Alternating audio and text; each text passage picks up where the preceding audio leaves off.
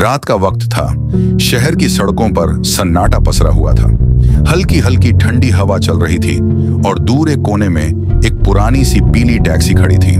Taxi number 786।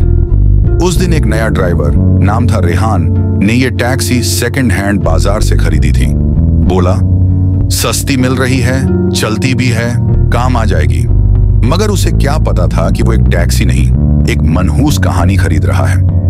रात के 10 बजे उसने अपनी पहली सवारी उठाई। एक बुजुर्ग आदमी जिन्हें नुमाइश चौक जाना था।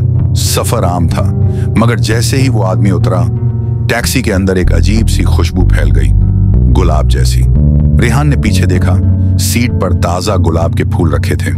हैरानी हुई, मगर उसने खुद को समझाया, शायद पहले वाले ने रखे होंगे। 11 बजे एक और सवारी मिली। इस बार एक औरत, पूरी तरह काली चादर में लिपटी हुई। उसका चेहरा नहीं दिख रहा था। वो चुपचाप पिछली सीट पर बैठ गई। रेहान ने पूछा, कहां जाना है? औरत ने धीमे स्वर में जवाब दिया, जहां रोशनी कम हो। यह जवाब कुछ अजीब सा था, मगर रेहान ने ज्यादा ध्यान नहीं दिया। टैक्सी आगे बढ़ी।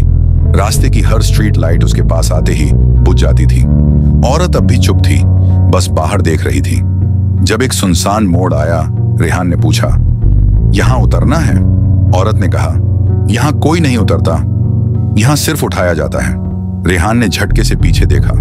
औरत सीट पर नहीं थी, वो गायब हो चुकी थी। अब रेहान डर चुका था। वो सीधा पुलिस चौकी गया और वहां मौजूद अफसर को सब बताया। अफसर का नाम था रफीकक। टैक्सी का नंबर सुनते ही वो चौंक गया।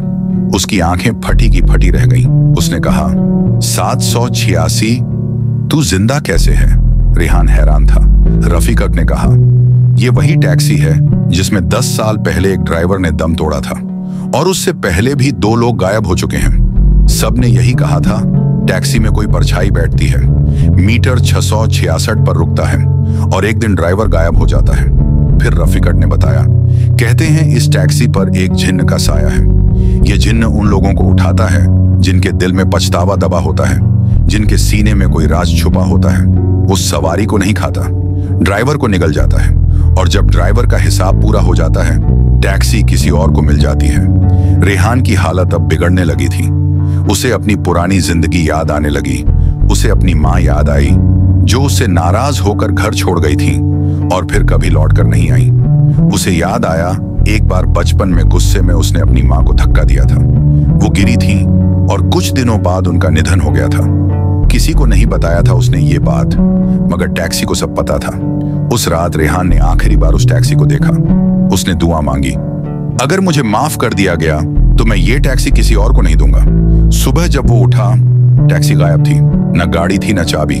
बस उसके दरवाजे के बाहर एक कागज पड़ा था जिस पर लिखा था, तुम लौट आए हो, मगर सब लौट कर नहीं आते।